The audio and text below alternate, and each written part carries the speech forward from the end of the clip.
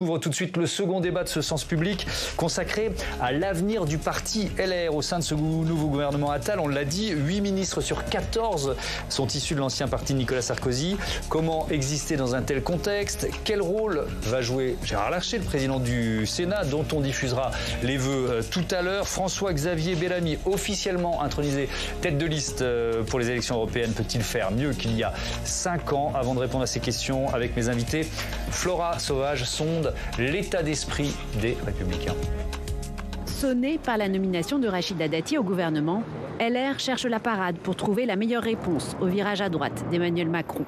On voit bien que le président de la République cherche à brouiller les lignes en permanence et à éliminer du jeu démocratique les Républicains. Je crois que ce n'est pas une bonne façon de procéder.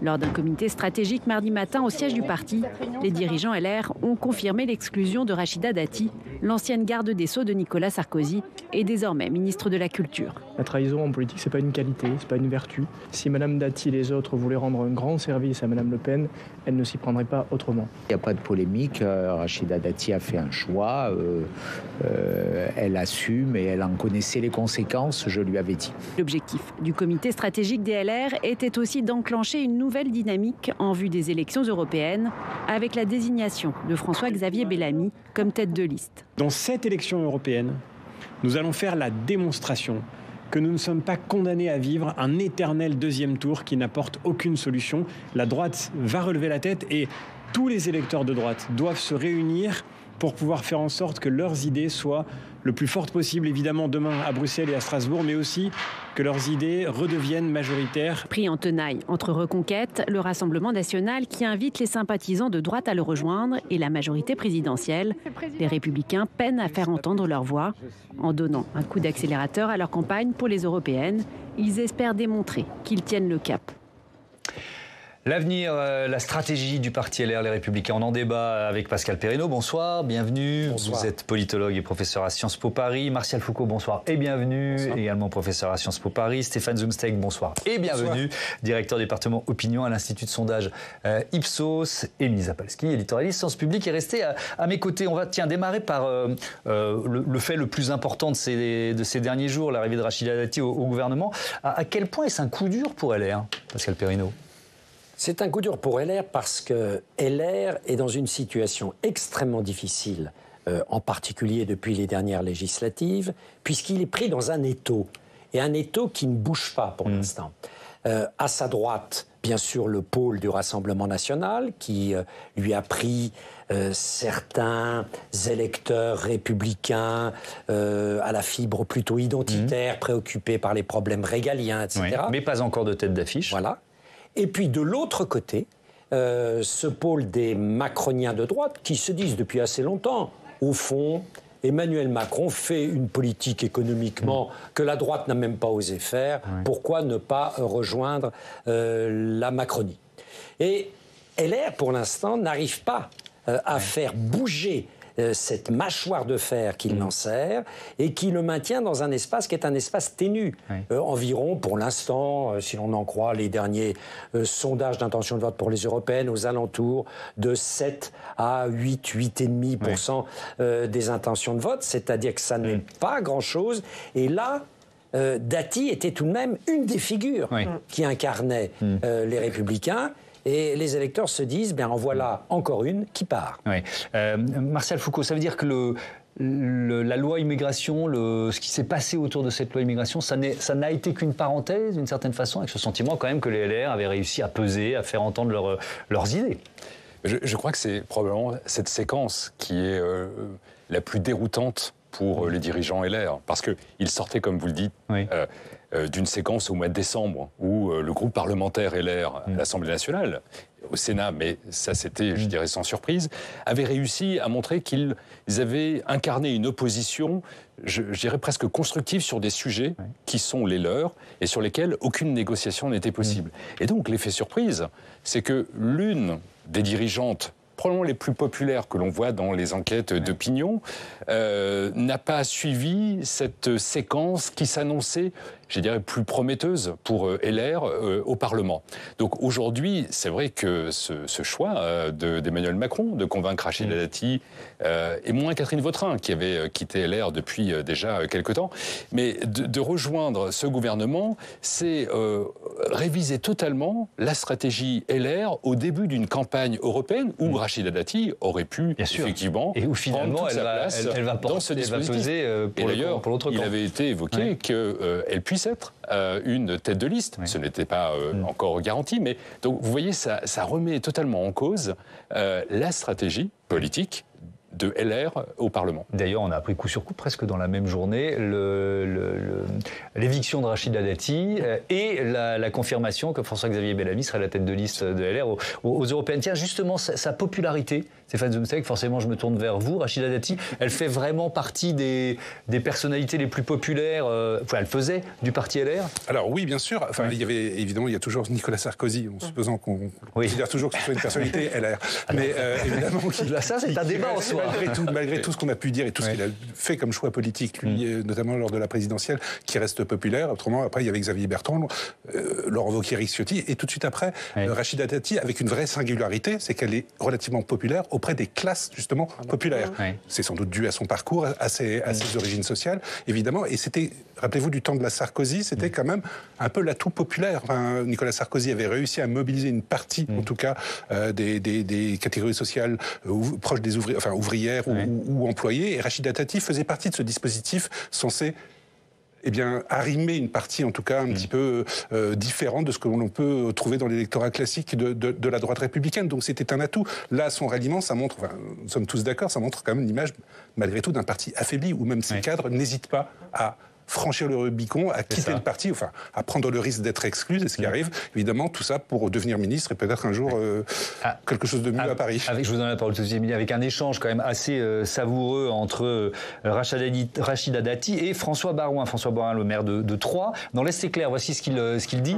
Je la connais depuis longtemps, maire de Paris, c'est une perspective qui s'éloigne pour elle. C'est toujours surprenant de voir des gens qui montent à bord du Titanic avec le sourire, surtout quand on connaît la fin de l'histoire. On se dit qu'elle manque de lucidité. Est-ce qu'elle croit vraiment que la croisière sera jolie et ensoleillée? La Macronie va exploser. Réponse de Rachida Dati. Ça n'a pas manqué, ça n'a pas traîné. François Baroin est un héritier qui n'a rien fait d'autre dans sa vie que de profiter des protections qu'il a reçues et qui, au moment décisif, s'est défilé tant pour notre famille politique que pour le pays. Ces propos sont indignes, je n'ai pas de leçons à recevoir. Émilie Zapalski, le Titanic, moi c'est ça qui m'a marqué.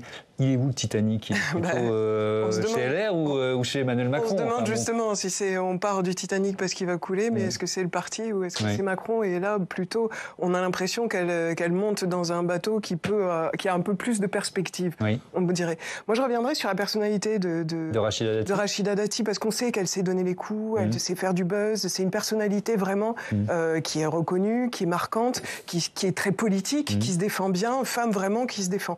Maintenant, sur les classes moyennes, populaires, c'est vrai qu'elle a pu avoir ça sous l'époque Sarkozy, vu son parcours et son côté peut-être un peu bling-bling d'ailleurs, qu'elle a hérité peut-être de Sarkozy, ou en tout cas qu'elle a mené, mairie du 7e, urbaine, on en parlait tout à l'heure, elle représente peut-être un peu moins, ça a un peu lâché là-dessus.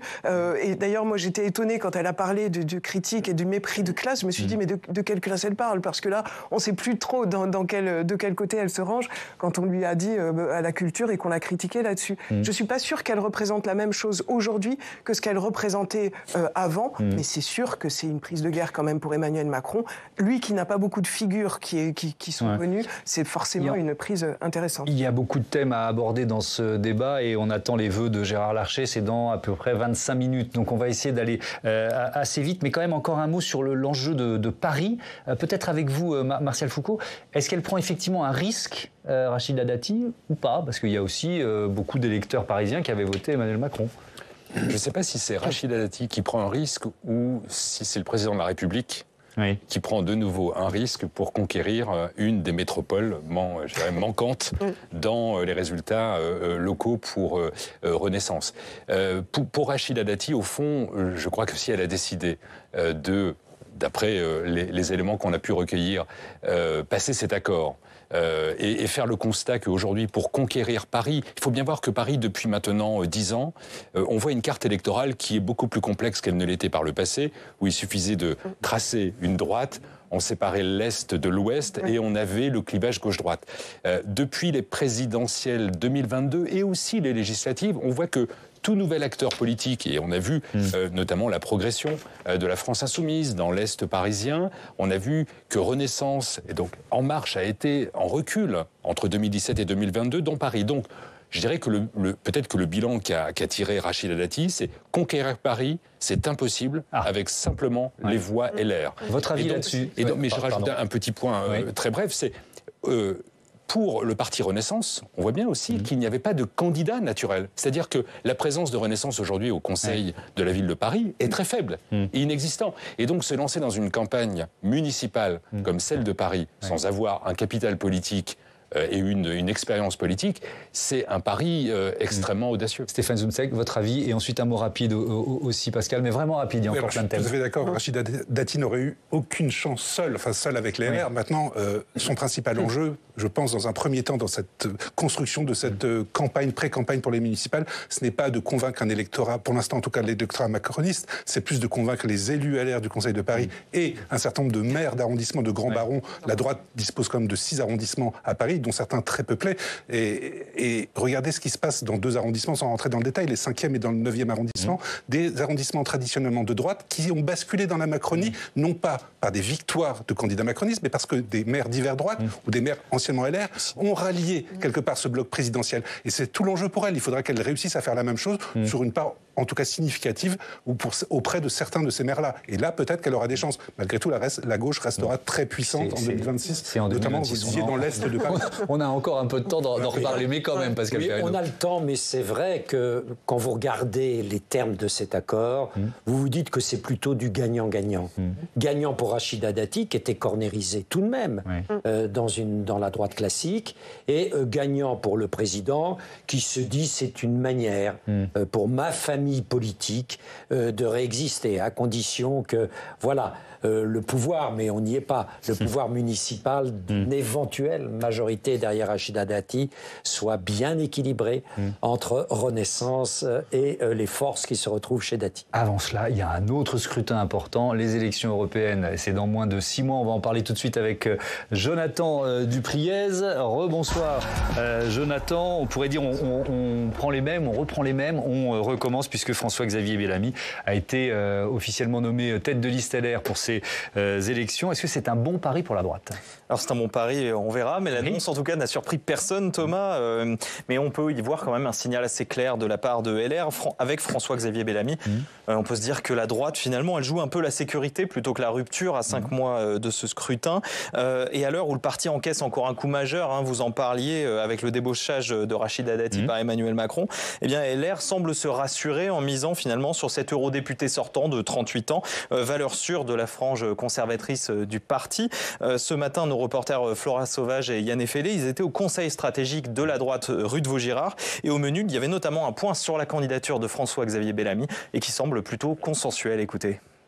On a un excellent candidat. François-Xavier s'est imposé. Je crois que c'est la première fois d'ailleurs, depuis très longtemps, qu'on a un député européen dont les Français entendent parler, dont ils savent qu'il est député européen et qu'il bosse au Parlement européen. Dès que Éric Ciotti a redit ce qu'il avait dit hier soir, que François-Xavier Bellamy était notre tête de liste, l'ensemble du comité stratégique a applaudi, ce qui veut dire qu'au moins il y a unanimité sur l'accord, sur le fait que François-Xavier Bellamy est le plus capé, le plus légitime à conduire notre liste.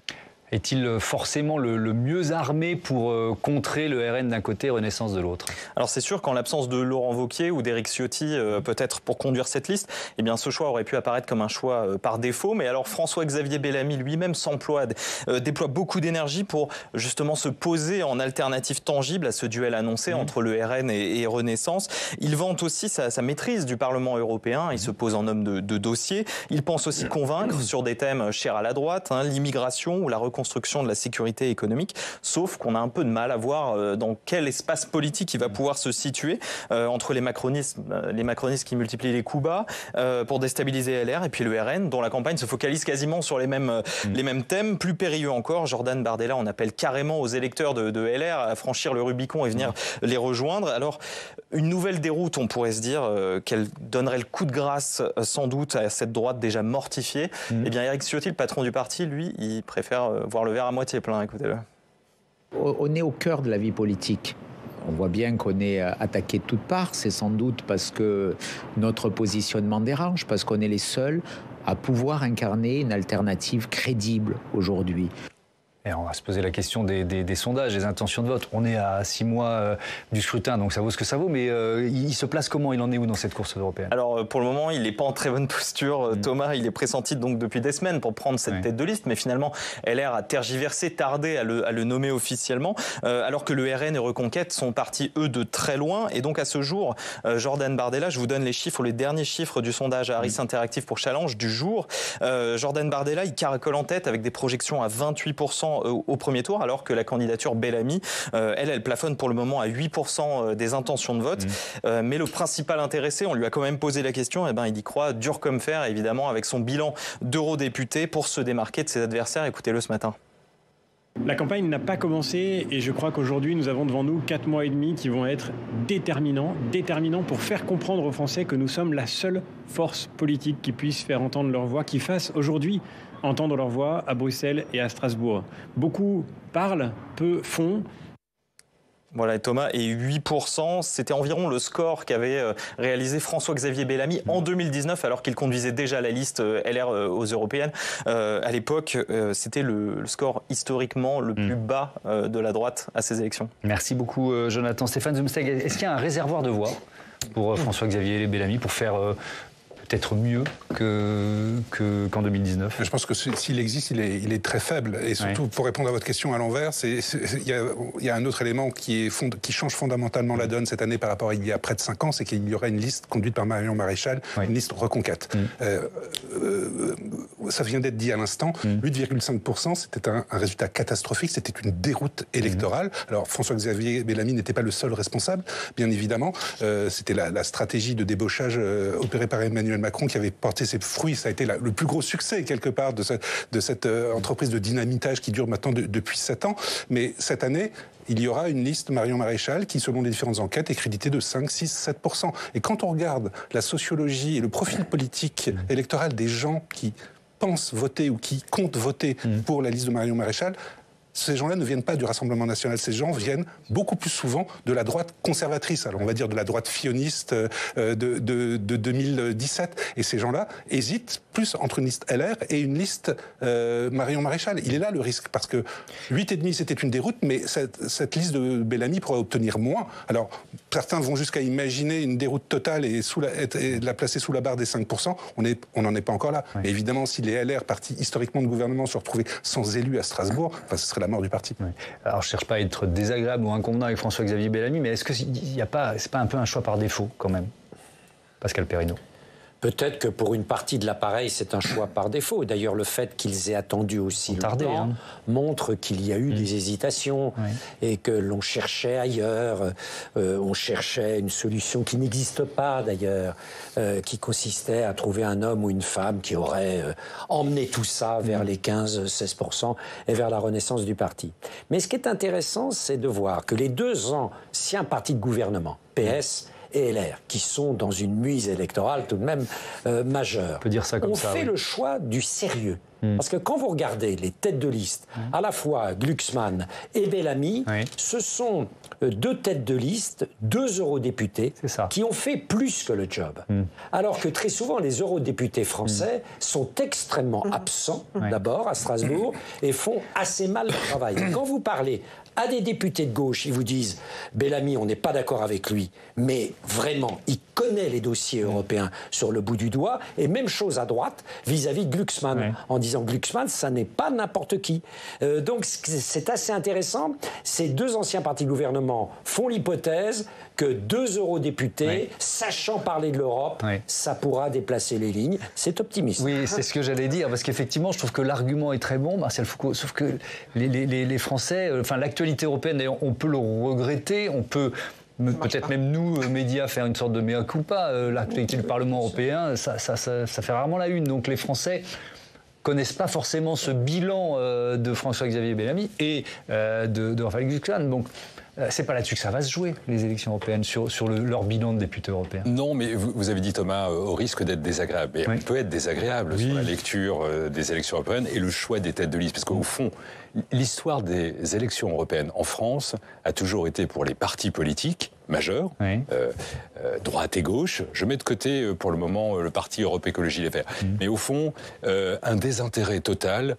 Et je dirais, c'était presque le strapontin pour des échecs nationaux et on plaçait un certain nombre de responsables politiques aux élections européennes. C'est vrai que cette fois-ci, d'ailleurs, il faudrait remonter dans l'histoire, rares sont les cas où 2 élections européennes successives se tiennent avec les mêmes têtes de liste pour les partis. C'est très très rare. Et ça, on pourrait dire, je vais vous laisser aller au bout de la démonstration, mais je rajoute mon grain de sel. On pourrait quand même dire que la perspective d'avoir un RN aussi haut et arrivant en tête change la donne, ou pouvait changer la donne dans l'esprit des partis politiques. On va voir ce que Renaissance va décider, mais oui, alors, par rapport à cette logique du strapontin, vous voyez ce que je veux dire? Pour que ça change la donne, effectivement, il faut encore que les partis...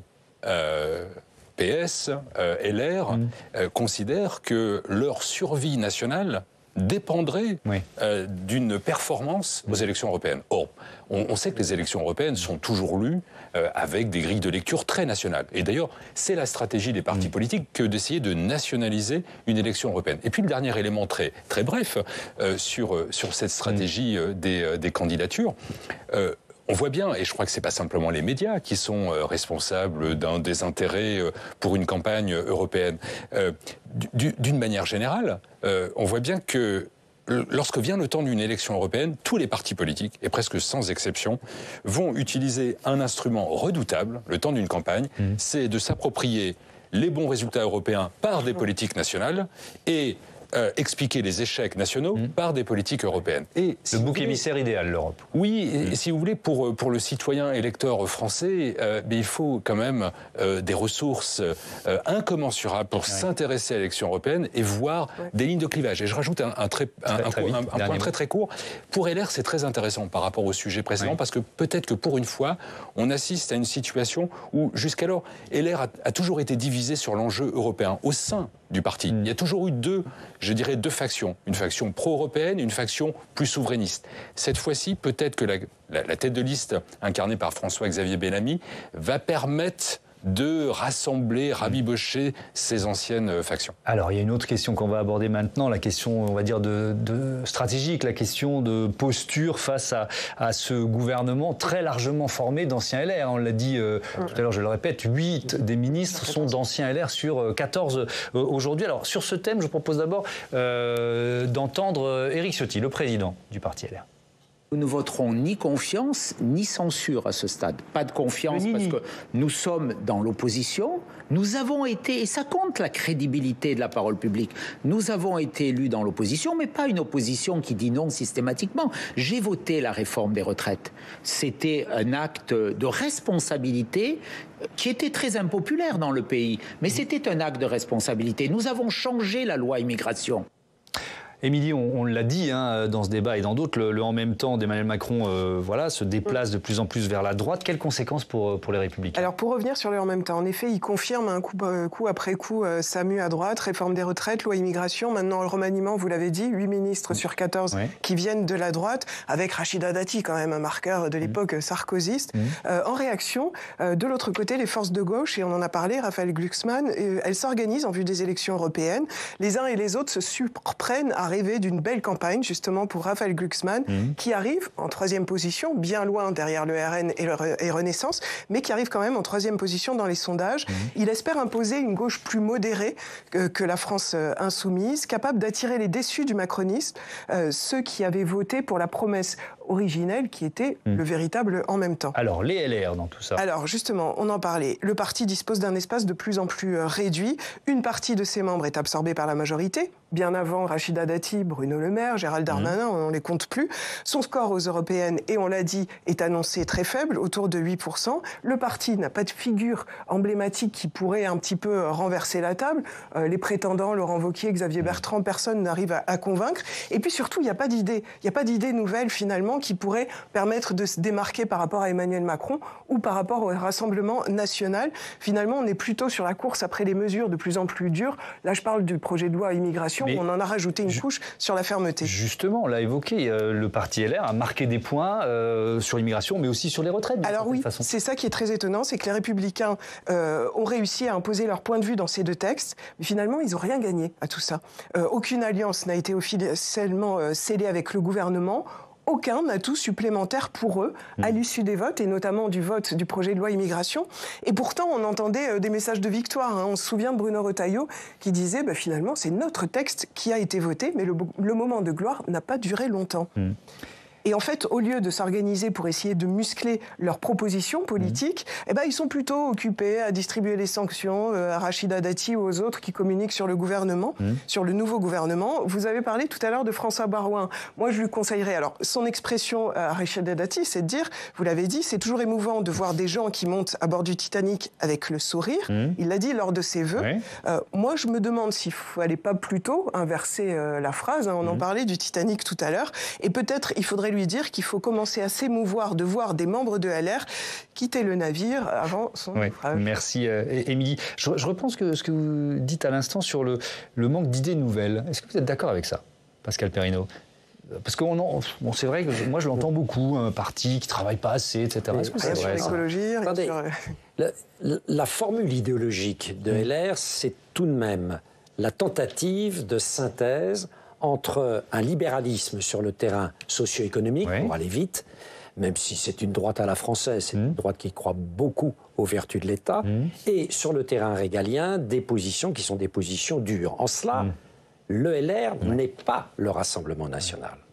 Pendant que vous nous parlez, Gérard Larcher est en train d'arriver dans la salle du Sénat pour ses national, et ça n'est pas la Macronie non plus, puisque la Macronie, en effet, sur le terrain culturel, sur le terrain régalien, certes, se durcit, mais se durcit toujours un peu à moitié. On le voit bien, le président dit lui-même tout haut ce que beaucoup de macroniens pensent tout bas. Au fond, espérons que sur le projet de loi immigration, le Conseil constitutionnel fasse le travail que nous n'avons pas voulu faire. Voilà. Donc, quelque part, ils ont leur spécificité dans cette tentative de synthèse de la liberté sur le plan social et économique et de l'autorité, parfois très verticale, sur le terrain régalien. Martial Foucault, sur les personnalités, il y a un manque de... Il n'y a pas, je sais pas, une nouvelle génération qui ne demande qu'à émerger au sein du parti LR ? Oui, on assiste à finalement une situation où LR probablement a plusieurs figures importantes de plan national qui, au gré des dernières élections présidentielles, parce que je pense que le parti LR connaît cette, je ne sais pas si c'est un naufrage, mais en tout cas cette pente très glissante, depuis l'élection présidentielle de 2007. C'est le début des ennuis pour ce parti avec François Fillon candidat. Parce que je reprends, je sais qu'on ne doit pas discuter ici de François Baroin nécessairement, c'est pas ça l'objet du débat, mais quand même, c'est un élément marquant. Vous vous souvenez, le peu de responsabilités prises par un certain nombre d'acteurs et de responsables LR en 2017 pour prendre la suite de François Fillon. Et aujourd'hui, le risque... Quand Rachida Dati dit ça, elle appuie là où ça fait mal. Et le risque pour LR, au fond, en miroir de ce qui se passe pour le Parti socialiste, c'est de devenir un parti d'élus locaux, avec des responsabilités dans les collectivités territoriales. Mais on voit bien que la survie d'un parti politique implique des résultats et des performances à l'échelle nationale. Et donc, pour répondre à votre question, aujourd'hui, je ne crois pas qu'il y ait un déficit d'incarnation par des dirigeants, mais on voit bien qu'entre le temps d'une élection présidentielle et maintenant la vie des partis, les choses se sont totalement dissociées. Et donc, être responsable dans un parti politique, le diriger, le faire travailler, ne garantit pas être légitime pour une élection présidentielle. Donc LR doit vivre aussi avec ce chambardement de la vie politique française et européenne, où il faut dissocier l'aspect de la personnalisation nécessaire pour une élection présidentielle et faire vivre un parti, des idées, éviter que ce soit un parti sans militants, sans sympathisants. Le parti LR pourrait-il se scinder en deux entre les macronistes d'un côté, le Rassemblement national de l'autre? C'est évidemment ce que souhaite Jordan Bardella qui lançait à l'occasion de ses vœux un appel aux sympathisants LR. J'appelle l'ensemble des adhérents, des militants, des électeurs proches des Républicains qui ne souhaitent pas se ranger derrière Emmanuel Macron et le bilan qui est le sien, à venir travailler à nos côtés. Je pense que les Républicains n'ont pas d'autre issue que de se scinder en deux. Je crois que ce mouvement politique est aujourd'hui devenu un syndicat d'élus sans incarnation ni projet pour le pays. Stéphane Zumsteg, on a un peu répondu à la question, mais ils vont où prioritairement aujourd'hui les anciens électeurs de LR? Ils sont partis massivement depuis 2017, depuis la campagne, depuis l'affaire Fillon, en fait. Ils sont partis en 2 temps, mais massivement vers la Macronie, vers Emmanuel Macron, évidemment. Et on voit bien que ces gens-là ne sont jamais revenus au bercail, puisque le parti ne va que de désillusion en désillusion. Et le dernier aliment de Rachida Dati est bien la preuve de cette faiblesse. Et désespère en partie le peu de Français qui se disent encore dans les enquêtes d'opinion proches du Parti des Républicains. À aucun moment, les LR, même s'ils ont enregistré l'année dernière, notamment au mois de décembre, une belle victoire quand même en mettant la pression sur le gouvernement, n'ont converti ça. Alors électoralement, il est trop tôt pour le dire, parce que les européennes n'ont pas encore eu lieu, mais à aucun moment, nous, dans nos enquêtes d'opinion, on a senti une poussée ou une progression du nombre de Français se disant finalement je reviens au LR. On l'a pas vu ça. Donc les électeurs de François Fillon, ils sont d'abord côté Emmanuel Macron, un peu aussi chez Marion Maréchal. C'est ce que vous nous dites là aujourd'hui, si on se projette vers la plus conservatrice, en tout cas. Bien sûr. Mais les flux sont pas équivalents. Absolument pas. Non, les mouvements ont été beaucoup plus massifs en faveur, en 2017, évidemment beaucoup moins en 2022, mais en faveur d'Emmanuel Macron. Et ces gens-là peuvent être déçus du macronisme pour certains aspects de sa politique, certes, mais restent non pas fidèles à Emmanuel Macron, mais ne sont jamais revenus dans le giron de la droite classique. On garde un œil évidemment sur l'hémicycle du Sénat, puisque Gérard Larcher va bientôt présenter ses vœux aux sénatrices et sénateurs. Pascal Perrineau, je reprends les termes du président du Rassemblement national, de Jordan Bardella, le risque de scission d'un parti. Voilà, Gérard Larcher, vous ne répondrez pas à cette question. Le président du Sénat. Madame la présidente de l'Assemblée nationale, Madame la ministre en charge des relations avec le Parlement, que nous sommes heureux d'accueillir particulièrement, vous allez découvrir beaucoup de têtes, vous allez voir. Monsieur le ministre, Monsieur le Président du Conseil constitutionnel et les membres qui vous accompagnent, Monsieur Alain Juppé, ancien Premier ministre, que je salue, Monsieur le Président du Conseil économique, social et environnemental, Mesdames et Messieurs les vice-présidents, questeurs et secrétaires des bureaux de l'Assemblée nationale et du Sénat, Mesdames et Messieurs les présidents et présidentes de commission, Mesdames et Messieurs les présidentes et présidents de groupe, Mesdames et Messieurs les présidents et présidents de délégation et de l'office parlementaire, mes chers collègues députés et sénateurs, Monsieur le Président de l'Amicale du Sénat, chers anciens collègues, Mesdames et Messieurs. Monsieur le Premier ministre, merci de votre présence et félicitations pour votre nomination à cette haute fonction. Comme vous me l'avez dit au soir de votre nomination par le Président de la République, vous avez avec le Sénat d'excellents souvenirs d'échanges, de débats, et plus particulièrement comme ministre des Comptes publics. Vous m'avez dit vouloir poursuivre dans cet état d'esprit, même si je note qu'aucun sénateur n'a été appelé à ce jour à participer au gouvernement.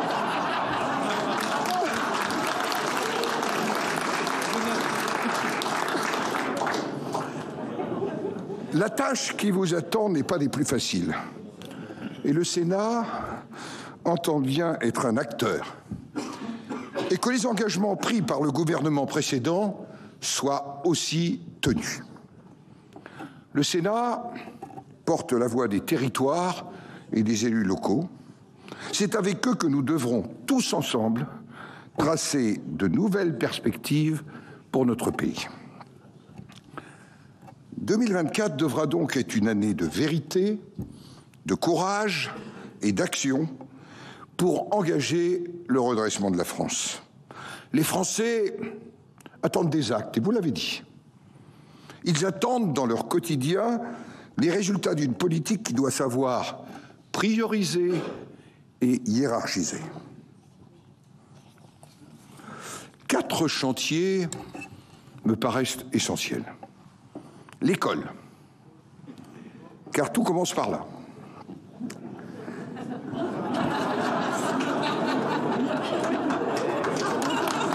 Eh ouais, et on se l'est dit ce matin. Si les chantiers engagés par vous vont dans le bon sens, vous me l'avez dit encore ce matin, beaucoup reste à faire. On ne peut se résoudre à ce que le niveau moyen des élèves demeure aussi insuffisant. On ne peut se résoudre à ce que l'autorité des enseignants soit sans cesse contestée. L'école doit pouvoir assurer sa mission de transmission des savoirs à l'abri des menaces et dans le respect absolu du principe de laïcité. La santé. Car l'accès des Français aux soins est devenu trop souvent difficile et source d'inégalités. Il s'agit de trouver ensemble, et en faisant confiance aux acteurs du système de soins, les moyens d'assurer sur tout le territoire la permanence des soins et de faire en sorte que chacun puisse avoir accès à une médecine de qualité. En lien avec les professionnels, nous devrons poursuivre le décloisonnement et la territorialisation de notre système de santé. Le logement. 3e chantier. La crise est là. Et je pense sincèrement qu'elle n'est pas que conjoncturelle ou temporaire. Et là, il va falloir oser. Elle doit faire l'objet de toute notre attention, car c'est de la vie quotidienne des Français dont il s'agit. Vie quotidienne, c'est abriter sa famille, c'est trouver une chambre près de l'université, c'est déménager pour prendre un nouveau travail. Voilà des préoccupations très concrètes pour nombre de nos concitoyens. Pour sortir de cette crise, il va falloir innover et repenser en profondeur notre politique du logement dans toutes ses dimensions. Une mission d'analyse est en cours au Sénat. Elle fera des propositions. Je vous le dis sincèrement, on ne réussira que par la décentralisation, en desserrant les contraintes et en nous appuyant sur les élus locaux, au premier rang desquels les maires, pour une mise en œuvre adaptée aux spécificités des territoires et aux besoins de leurs habitants. Là aussi, la verticalité, l'uniformité et le XXL nous conduisent à l'échec d'aujourd'hui.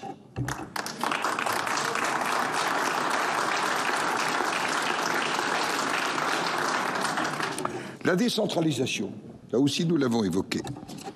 On ne peut plus attendre. Je l'ai dit au président de la République lors des rencontres de Saint-Denis. J'ai de l'estime pour Éric Woerth, à qui le président de la République a confié une nouvelle mission pour faire des propositions. Mais je crois que le temps n'est plus aux missions, le temps est à la décision, le temps est à l'action. L'ensemble des associations d'élus a fait des recommandations. Le Sénat a publié un rapport, fruit d'un travail collectif transpartisan de plus de 8 mois, formulant 15 propositions pour rendre aux élus locaux leur pouvoir d'agir. Avec un objectif, redonner tout son sens au principe de libre administration des collectivités, avec un fil rouge, qui, M. Béchu s'en souviendra, fait l'objet, eh oui, d'une charte. La simplification, pour lutter contre cette inflation normative qui étouffe, et avec un levier indispensable, le retour d'une part d'autonomie financière et fiscale.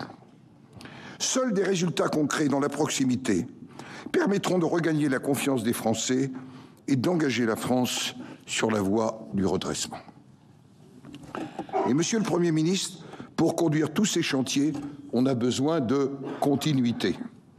Et on a besoin d'une vision de moyen terme.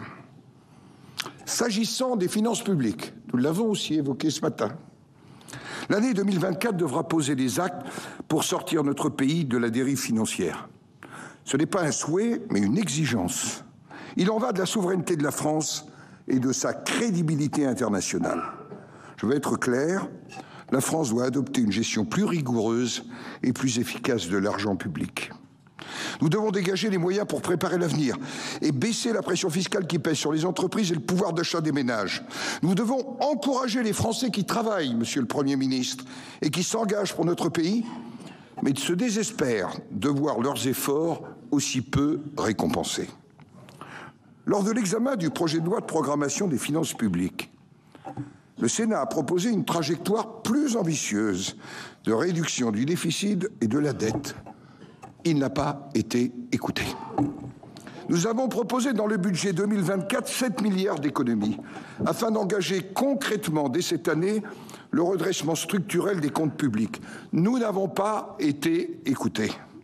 Pas une de ces propositions n'a été reprise par le gouvernement, qui avait pourtant lui-même appelé à des économies supplémentaires. Je le regrette sincèrement. Monsieur le Premier ministre, j'ai dit à Madame Elisabeth Borne qu'il n'était pas acceptable de voir ignorer par le 49.3 des semaines de travail et des centaines de propositions sérieuses et responsables.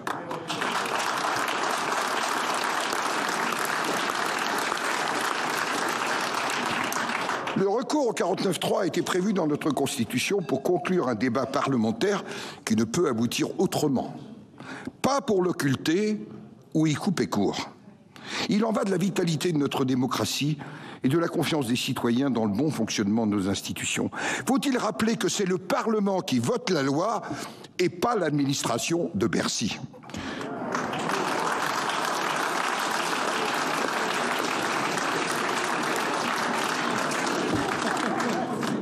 Je souhaite que cette année, nous puissions avoir sur les sujets financiers, je vous fais confiance, mais pas seulement sur eux, un dialogue plus interactif entre le Parlement, Madame la Présidente, et l'exécutif. 2023 fut une année d'élection sénatoriale. Ce rendez-vous démocratique a permis de renouveler 95 de nos collègues et d'accueillir au Palais du Luxembourg 75 nouvelles sénatrices et nouveaux sénateurs au service des territoires et de nos concitoyens. Je souhaite vous redire, mes chers collègues, mon engagement total pour ces 3 années à venir, fort de votre confiance. Et chaque renouvellement est l'occasion de se refonder. Donc méfiez-vous.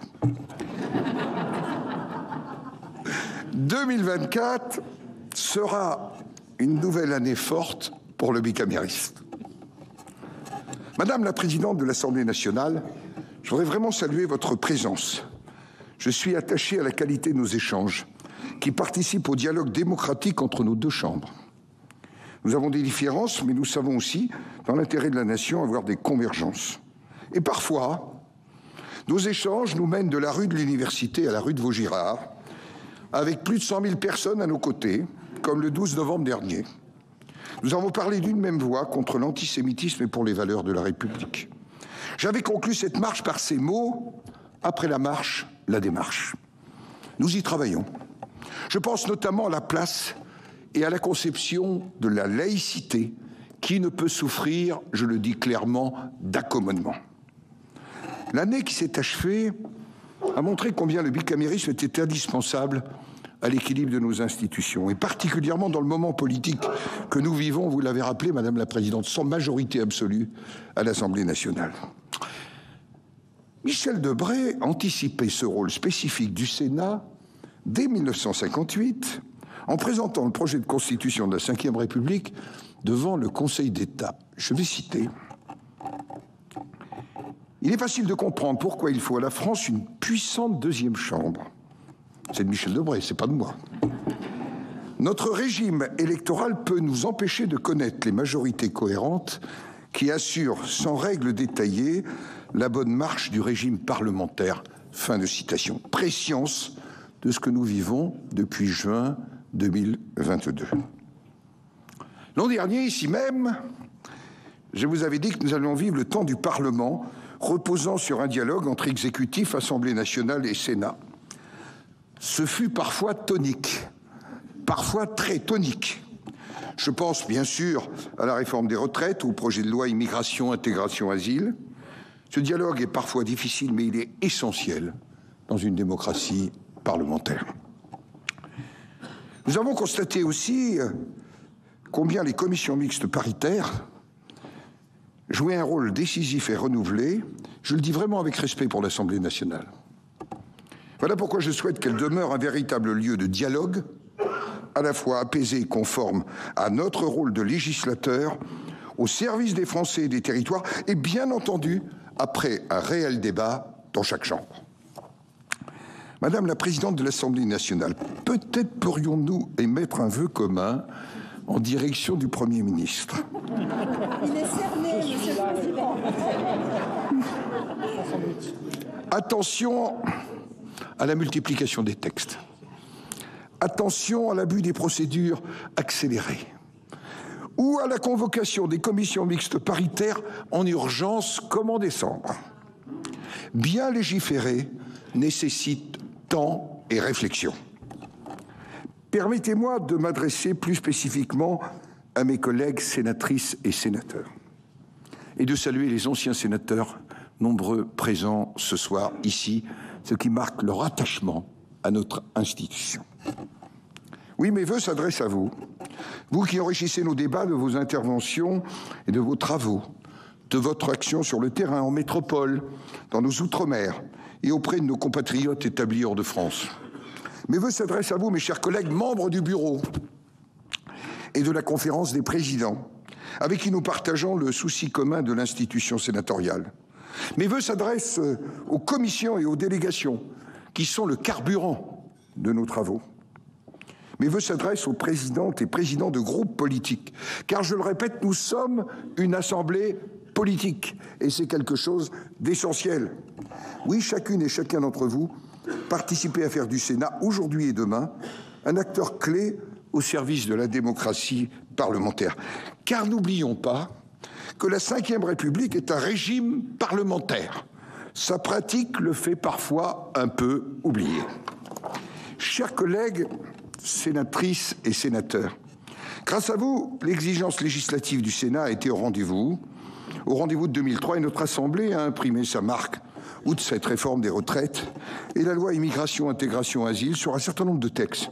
Je pense au projet de loi de programmation et d'orientation du ministère de la Justice, du projet de loi pour le plein emploi, du projet de loi relatif à la programmation militaire, du projet de loi et les projets de loi liés aux énergies nucléaires et renouvelables.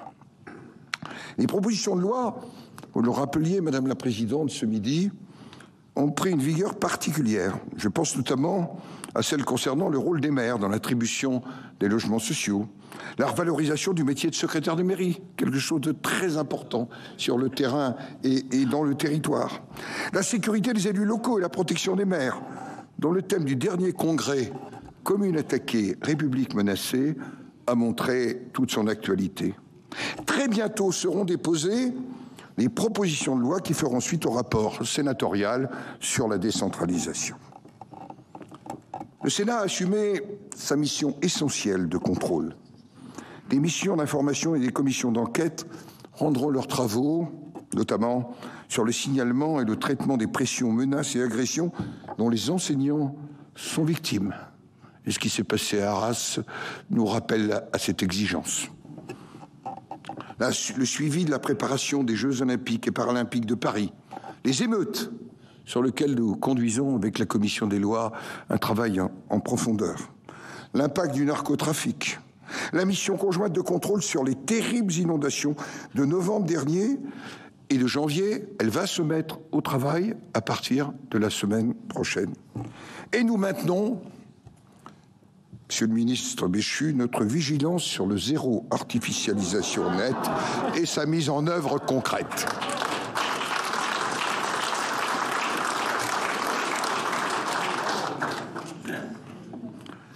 Avec la reprise de la session parlementaire, notre ordre du jour devra être, je l'espère, bientôt connu. Monsieur le Premier ministre, Madame la ministre en charge des relations avec le Parlement, nous annoncer l'avenir de l'agriculture, les violences intrafamiliales, la justice des mineurs, les mesures judiciaires de sûreté applicables aux condamnés terroristes, la gouvernance de la sûreté nucléaire, ou encore le projet de loi relatif à la souveraineté énergétique. J'ai aussi à l'esprit les textes annoncés qui touchent à des questions éthiques. Les soins palliatifs et la fin de vie, pour lesquels, je le dis, je souhaite 2 textes distincts et les débats qui se déroulent dans le respect de la conscience de chacun. La Constitution de 1958 a permis à la Ve République de traverser de multiples épreuves politiques. Elle est garante de la stabilité de nos institutions. Comme l'écrivait Montesquieu dans une formule souvent citée, mais trop rarement méditée, il ne faut toucher aux lois et a fortiori à la Constitution que d'une main tremblante. Mais si le président de la République nous présente un projet de révision qui a pour objectif de mieux répondre aux attentes de nos concitoyens, d'innover en matière de décentralisation, nous l'aborderons avec sérieux et objectivité, je pense notamment à la Nouvelle-Calédonie. Sans attendre la mise en œuvre effective des annonces de 2022 du président de la République, j'ai souhaité relancer notre réflexion institutionnelle avec l'ensemble des groupes politiques. Pourquoi ? Parce qu'en matière constitutionnelle, nous le savons tous, le Sénat et l'Assemblée nationale ont les mêmes pouvoirs. Ce n'est pas un pouvoir de veto concédé au Sénat, comme je l'ai lu parfois. Pour la Constitution de 1958, c'était une manière de s'assurer qu'on n'instrumentalise pas la Constitution à des fins partisanes ou de communication. Donc si nous prenons les devants de la réflexion sur les institutions, c'est pour faire entendre notre voix. Au printemps, avec pour rapporteur général le président de la commission des lois, eh bien, le groupe de travail rendra public ses conclusions. Elles permettront d'enrichir le débat et préciseront la position du Sénat sur le fonctionnement de notre démocratie en ces temps de doute, d'abstention. Il s'agira de l'élection présidentielle, du cumul des mandats, du référendum, de la justice, mais aussi de l'évolution institutionnelle outre-mer, sujet important pour nous, ou encore du statut de l'élu. Outre-mer, statut de l'élu. 2 sujets.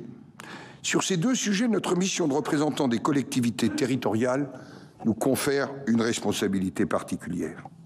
Les appels à la différenciation, les constats d'une pénalisation croissante de la vie publique et politique sont anciens. Nous devons apporter des solutions concrètes aux élus, aux territoires, et pas nécessairement toujours par un grand mécano institutionnel, parfois tout simplement en changeant les pratiques. Au plan international, 2023 aura vu la convergence d'une multiplication des tensions internationales. Oui, la perte d'influence relative du monde occidental et le recul de ses valeurs, au premier rang desquelles la démocratie, affectent les pays de l'Union européenne. Dans ce contexte, la diplomatie parlementaire trouve son utilité. Notre Assemblée aura démontré en 2023 le sens des responsabilités avec lequel elle remplit son rôle. On le doit aux travaux de la Commission des Affaires étrangères, de la Défense et des Forces armées, de la Commission des Affaires européennes, mais aussi au groupe d'amitié. On le doit aux résolutions votées, celles sur l'Arménie, pour dénoncer l'appétit de conquête de puissances voisines et appeler à la mobilisation internationale. Sur l'Ukraine, pour que les crimes commis par l'agresseur russe soient sanctionnés. Il est révélateur que le roi Charles III ait choisi le Parlement pour prononcer devant députés et sénateurs son discours public sur la relation entre le Royaume-Uni, la France et l'Europe. Nous avons démontré en décembre, avec les présidents des groupes politiques du Sénat, en nous rendant en Israël et dans les territoires palestiniens, que sur des sujets difficiles et douloureux qui nous bouleversent, le Sénat était capable d'écouter et de porter une parole qui puisse être partagée. En 2024, nous ne sommes malheureusement pas à l'abri de crises qui se surajoutent aux crises actuelles. Dans ce contexte d'instabilité, où la voix de la France est à la fois attendue mais affaiblie, le Sénat a une responsabilité particulière. Continuer sur tous les continents à renforcer ses relations avec ses alliés traditionnels. C'est vrai au Proche-Orient, où les Libanais, qui sont un peu à l'abandon, ont tant besoin d'un engagement accru de la France. C'est particulièrement vrai en Afrique, où 2023 a été marqué par le repli de notre influence et de notre présence. Nos amis attendent notre pays. Ne considérons pas leur soutien comme acquis. Considérons-les tels qu'ils sont et non tels que nous souhaiterions qu'ils soient demain. L'agenda de 2024 sera marqué par les élections européennes. Dans la diversité de nos convictions sur l'Europe, il nous appartiendra de faire valoir la place des parlements nationaux. Vu de Bruxelles, ils sont parfois considérés comme des obstacles. Je soutiens au contraire qu'ils sont une partie de la solution pour rapprocher l'Europe des citoyens et apporter des réponses moins technocratiques. J'adresse un salut particulier aux Français de l'étranger et à leurs élus. Ceux qui ont vécu à l'étranger savent bien que l'éloignement n'est jamais une sinécure. Il faut mieux adapter notre législation à la spécificité de leur situation. Ayons à l'esprit que nombre de nos compatriotes vivant à l'étranger sont confrontés à des situations parfois d'insécurité forte et sont victimes de violences les plus abjectes. Je pense ce soir à nos 41 compatriotes assassinés lors de l'attaque terroriste du Hamas le 7 octobre et à nos 3 compatriotes portés disparus ou encore retenus en otage. Un hommage national doit leur être rendu, comme à toutes les victimes du terrorisme. C'est donc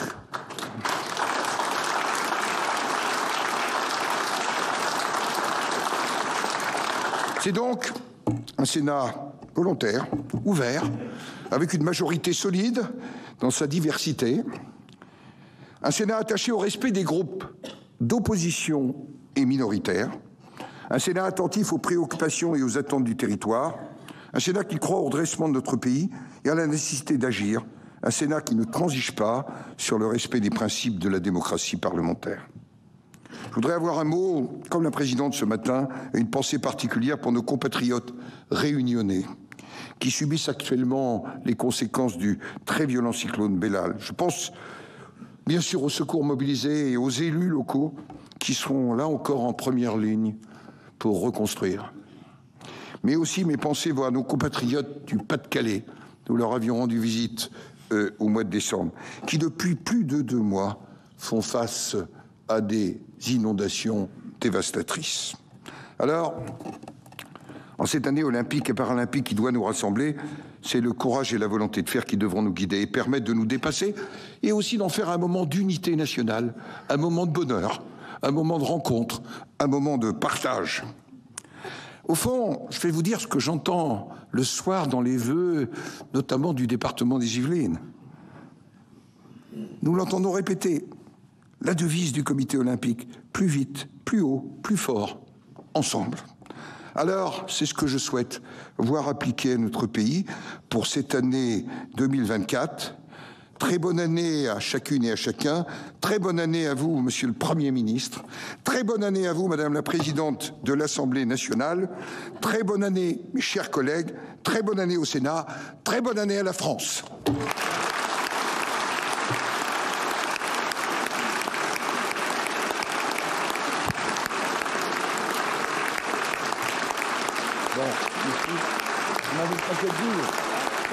Les vœux de Gérard Larcher que vous avez donc pu suivre en direct dans ce Sens Public. On va analyser quand même, c'était intéressant, il y a le discours et puis il y a l'attitude, Martial Foucault, entre un Gérard Larcher et le jeune Premier ministre qui était à ses côtés. Il y a une petite pique au début, je note qu'il n'y a pas de sénateur au sein de votre gouvernement.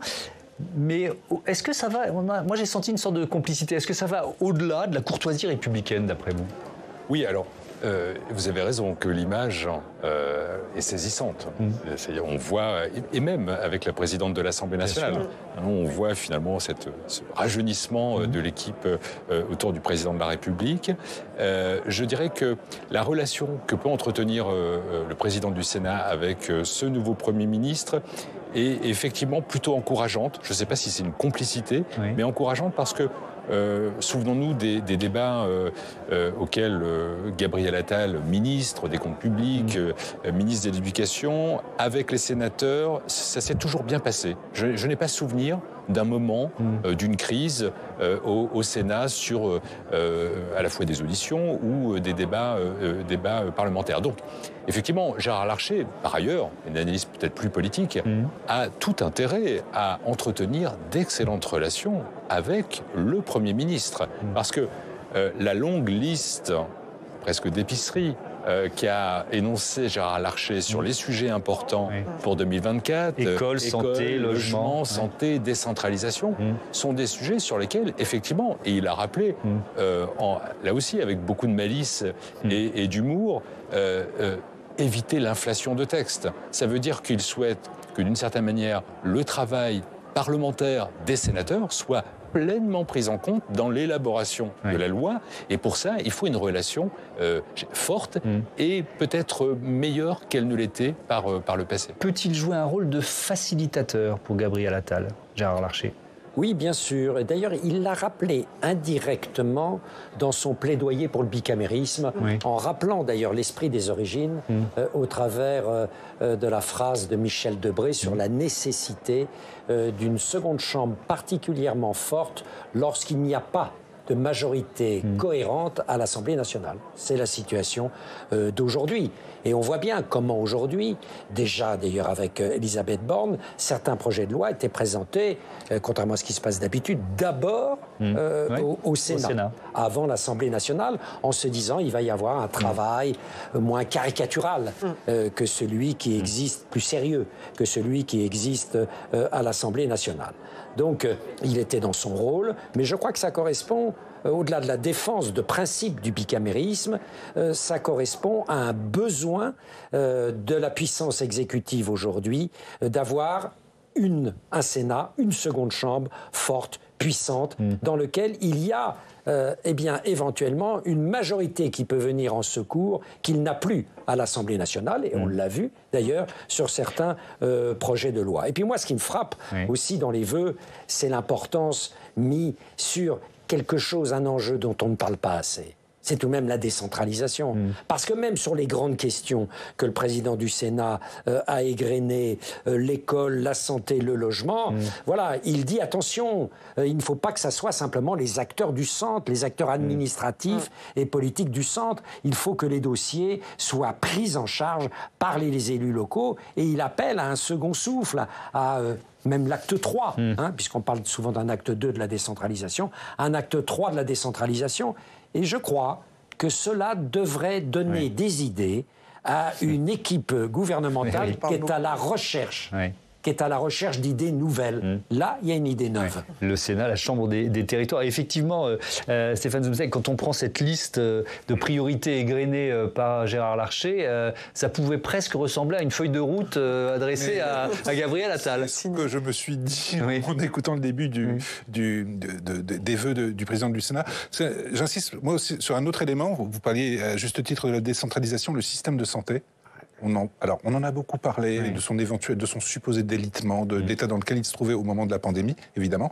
Mais même si c'est quelque chose une préoccupation à bas bruit, on parle souvent de la transition énergétique, du pouvoir d'achat, de l'immigration, de l'identité, très bien. Mais ce qui est l'un des principaux marqueurs, si ce n'est le principal marqueur du sentiment, en tout cas que les choses vont mal, d'un certain déclinisme auprès des Français, c'est souvent l'état que l'on imagine, que l'on suppose, en tout cas, quand on parle du système de santé. C'est une vraie préoccupation des Français. Et c'est un marqueur, j'insiste, du déclin. Même si telle ou telle personne interrogée est bien soignée, elle a l'impression qu'ailleurs, les autres personnes sont mal soignées.